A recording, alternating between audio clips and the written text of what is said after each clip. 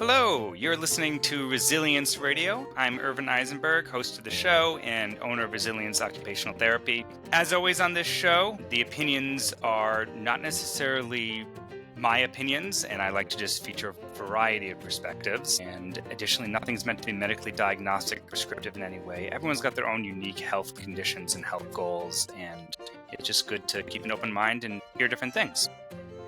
Today is the second episode with David Lobenstine. If you want to hear more about his background, I recommend checking out the previous episode where we get into sort of what he does. But he is, in brief, a massage teacher and a massage therapist, and he is really interested in awareness, both for the massage therapists and for educating clients of his on awareness. And great to have you on. I was wondering if you could jump in and speak to awareness in everyday life. What lessons both do you try to teach in general, and what simple things might you be able to have listeners learn? Absolutely. So I think that with the clients that I work with, they are more often than not coming in to me for a specific problem. They're recovering from surgery, or they have this knot in their back that won't go away, or their neck always hurts when they, get up in the morning, etc. So that's great.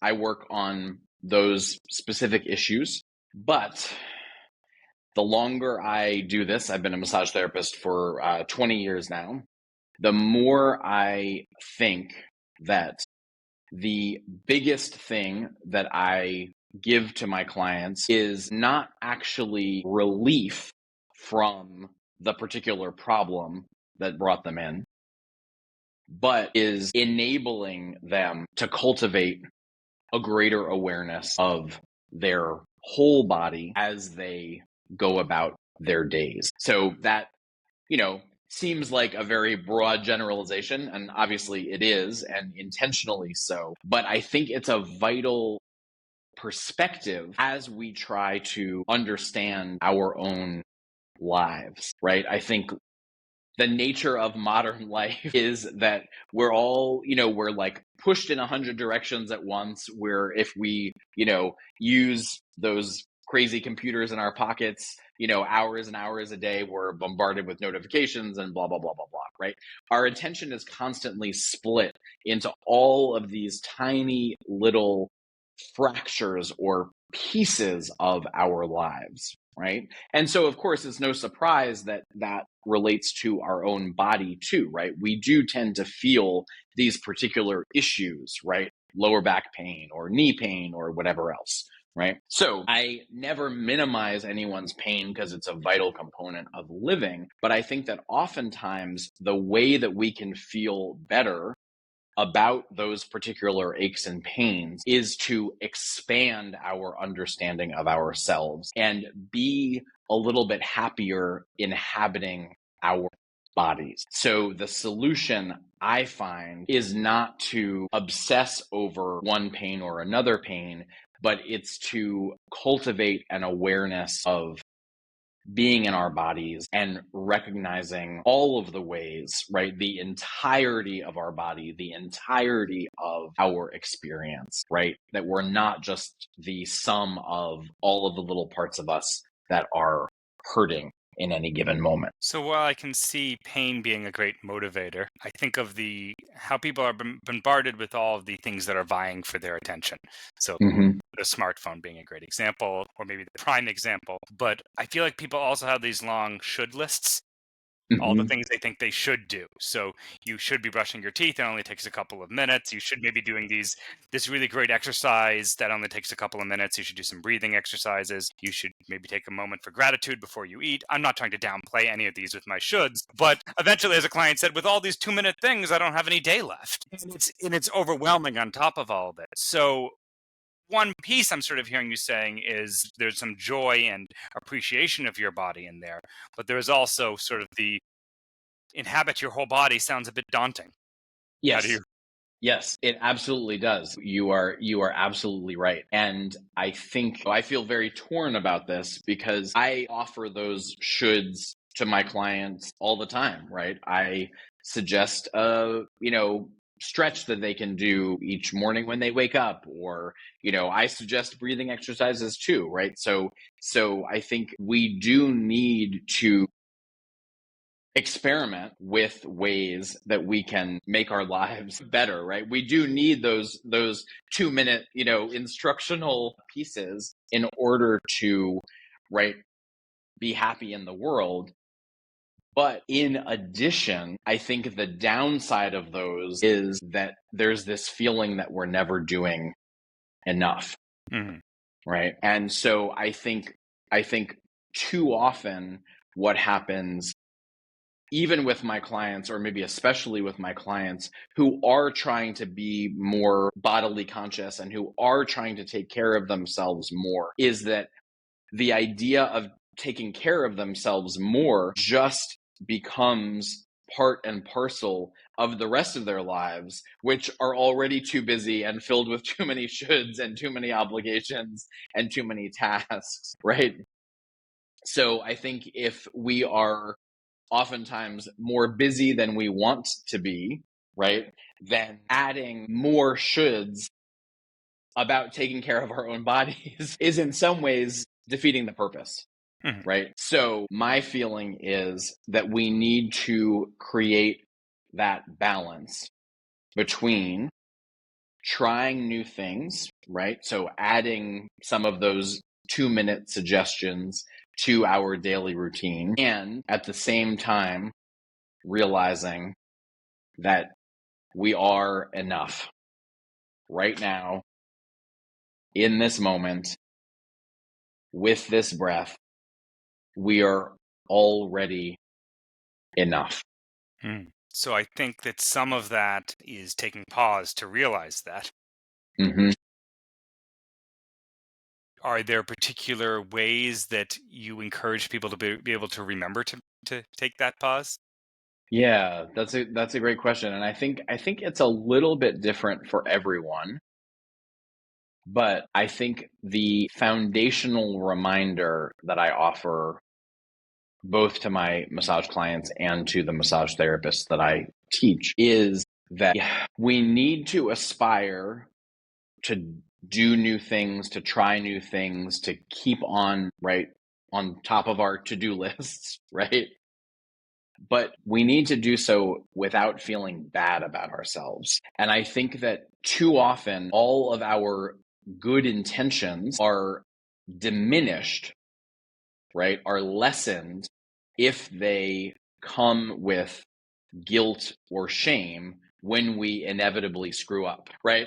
Because we're all guaranteed to not stretch for 5 minutes every day for the rest of our lives, right? Even if that's our goal, right? It's impossible. We will all fail at that, right? So I think if we accept that we are flawed and imperfect and constantly screwing up, right? If we accept that we will never reach our goals, I think that it actually makes those goals easier to reach because they don't have the burden of guilt or shame associated with them, right? So I think we are more able to do new things and to try new things when we can forgive ourselves for not doing new things and not trying new things. So I think that's a very roundabout way of saying we all just need to be in the present moment, right? So like, yes, we can have a plan to meditate for 10 minutes when we wake up in the morning. But until we have woken up in the morning and are about to do that, that plan is irrelevant, right? Because what's relevant to us is right now, the breath that we're breathing, right? Nothing else matters to the vast majority of life on the planet except the life that they're in, the moment that they're in right now, right? It's just a terrible burden of our dumb human brains that we cannot stop perpetually thinking about all the ways we've screwed up in the past and all the crap that is ahead of us in the future, right? But if we can uncouple ourselves from the burden of having these beautiful brains of ours, right? And just realize that We can do all the planning we want. We can have all the goals that we want, right? And we can still just enjoy the seat we're sitting in right now, the dishes that we're washing right now, the breath we're taking right now. There's a term I've heard various times, sort of, oh, I can rest when I'm dead, which is this idea that once you've achieved all the things, at least there's some humor and self-acknowledgement. That we have this idea that we can take a break and take a breath once we just get this one thing done. And that Yes, idea that we only live in right now. And if we're never doing anything and we're just noticing and taking a breath, then eventually we're going to get hungry and that's going to be a problem. Eventually we're going to get a cramp because we've been sitting too long. And that we will move forward, but I think I've sort of lost some of my train of thought, there's this idea that you can, just sitting with, I lost that train of thought. Sorry. no worries, no worries. I was both in the present and the future there and distracted myself. I was going to say, one of the fundamental problems with talking about being in the present is that it's really hard to be in the present and talk about being in the present at the same time. And being someone who just sort of, to almost break the fourth wall here, I'm additionally like jotting down notes and keeping track of timestamps. Exactly. So how do I make sure I'm in the present with the to-do list? So that's sort of where I was going. Exactly. Is there's the things we have to get done, and it's important to take a pause, but not to perpetually use that as an excuse to not do anything. Yes, exactly.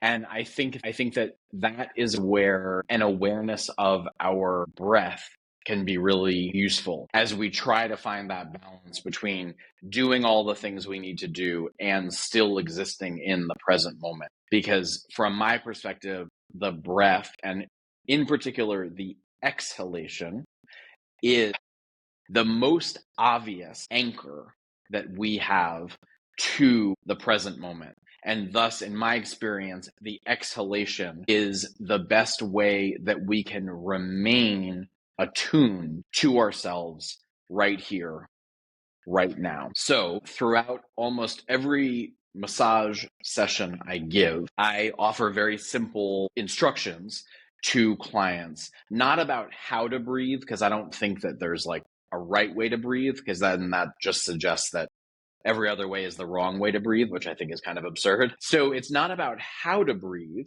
but it's just to be aware of your exhalation. And so if we can go on a slight detour here, if you, as you're listening to this, can start to tune into your own breath, you'll see what I mean and why this can help provide that sense of anchoring or being in the present moment. The interesting thing about how our breath works is that when it is going well in our day-to-day life, it requires no muscular effort from our bodies except from the diaphragm, right? That beautiful dome-shaped, or some people liken it to a parachute-shaped muscle that extends all the way across the bottom of our rib cage, right? From front to back and from side to side. So the diaphragm, which is almost completely unconscious, right? We can't really stop our diaphragm from working. It's almost completely unconscious. It does all the work that we need to do as humans to keep ourselves alive, meaning to take the next breath and the next breath and the next breath. But oftentimes, especially when we're stressed, we don't let the diaphragm do its job. What happens is we have all of these muscles that are called accessory muscles of respiration that help us to breathe more often than we need to. So these are all of the muscles in your upper back, your shoulders, your rib cage, and your neck that are probably a little bit tight and a little bit achy, right? Tightness, knots, pain in the upper back and neck area is one of the primary reasons why people go to get a massage. And I think at least some of that is because we breathe too hard. We overexert our breath.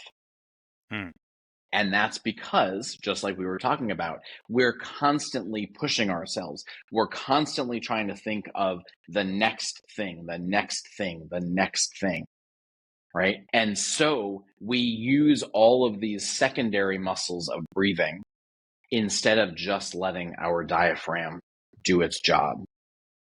We breathe about 10 to 20,000 times a day. So it makes sense if we're using all of these upper back and neck muscles 10 to 20,000 times a day more than we need to, they're going to be sore, they're going to be tense, they're going to be in pain, right? So we're creating this problem. The beautiful thing is that we have the solution right in our own bodies, and that's just paying attention to the exhale.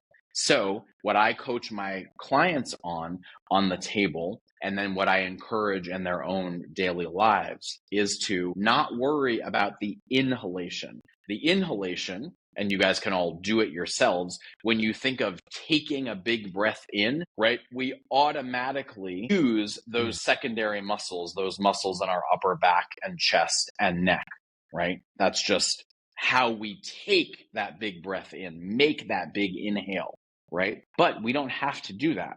If you instead just focus on the exhalation, so you are thinking of the next time you take a breath in, just very slowly thinking of your body sinking all the way down to empty, exhaling all the way down to empty, and then not doing anything. Your diaphragm won't let you die, right? Your diaphragm, guaranteed, will create that next inhalation, will replenish the body whenever it needs replenishing without any extra effort from all of those tight muscles in the upper back, chest, neck.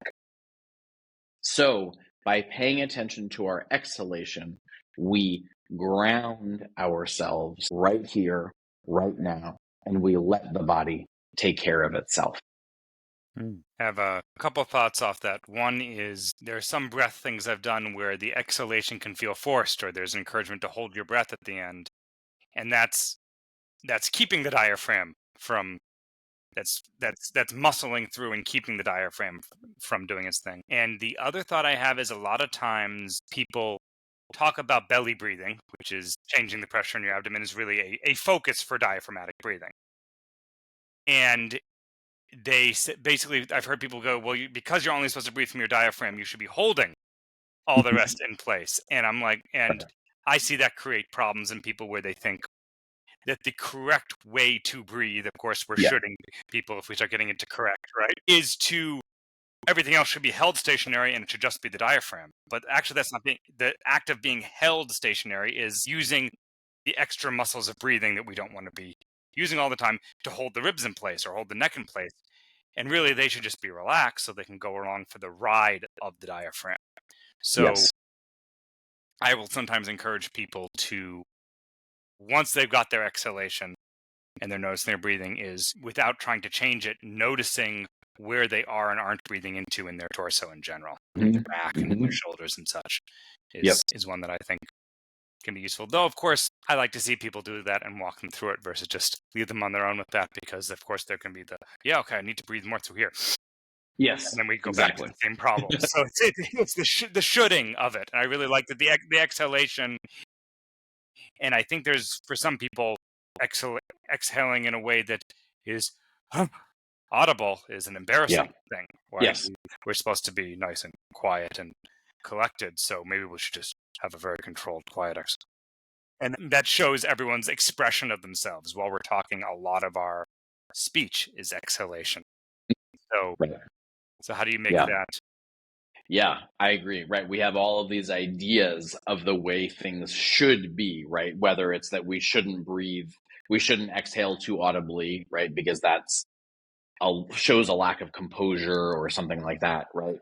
To these other ideas of what the correct way, quote unquote, of breathing is. I absolutely agree. And those ideas get us into, I think, a lot of trouble because it gets us out of just those innate patterns, right? The way that our body is evolutionarily designed to function.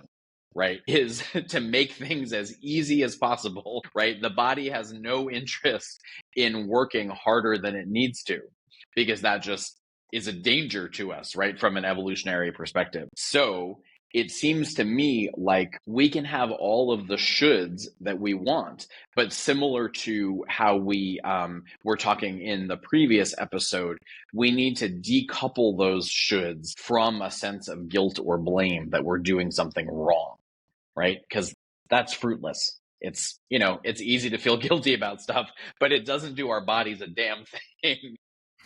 So the way that I look at it in specific answer to your questions is that, yes, some of you listening no doubt have experimented with specific forms of breathing, box breathing, or I'm sure I'm mispronouncing it, but this Butienko breathing, right? There are all kinds of different schools of thought, different meditative traditions, right? Have different ways of breathing. And as far as I'm concerned, all of those are fantastic, because all of those, any of those methods of breathing are just an attempt to cultivate greater understanding of our bodies, greater awareness of, right, this magnificent thing that we exist in, right? I think the danger comes when we assume that, like we were talking about a minute ago, one of those is right, and thus everything else that I'm doing is wrong. And so I think that's where we get into trouble, right?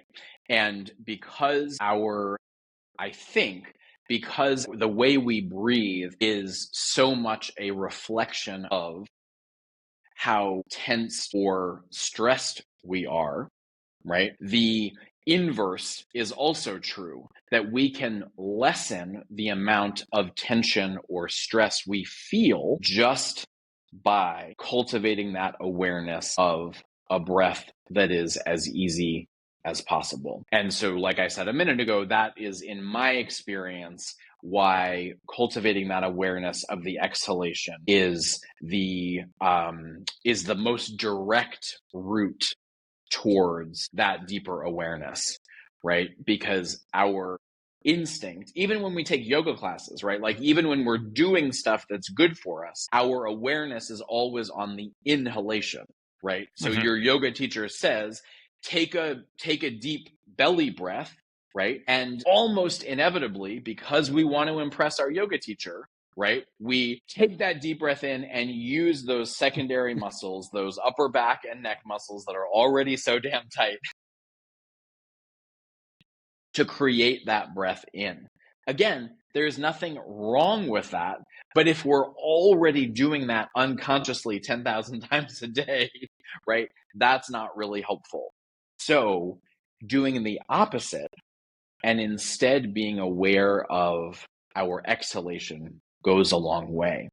And I think as people experiment, maybe even as you who are listening to this have already started to feel, oftentimes the way that your exhale ends isn't actually the very bottom of your breath.